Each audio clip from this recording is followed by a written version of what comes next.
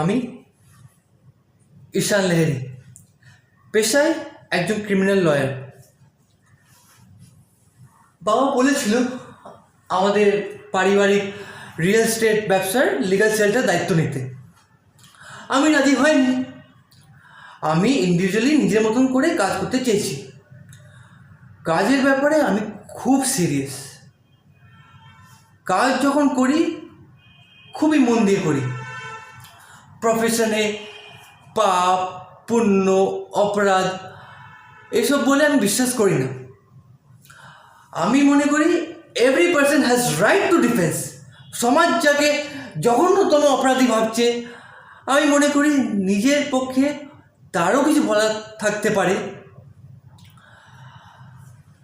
তবে ক্যারিয়ারের শুরুতেই আমি কয়েকটা কেস জিতেছি, তাই চারিদিকে আমার একটু নাম ডাক। তবে আমার ফিসটা একটু চড়া, আর সেটা আমাকে দিলেই আমি কাজটা করব।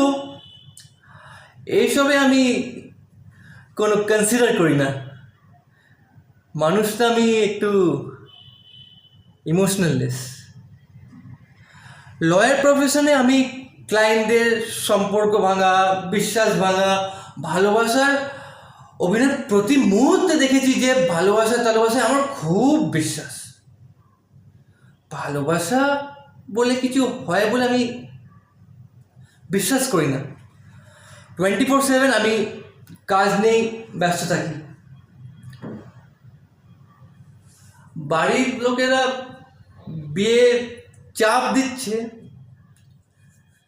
দেখা যাক কি হয়।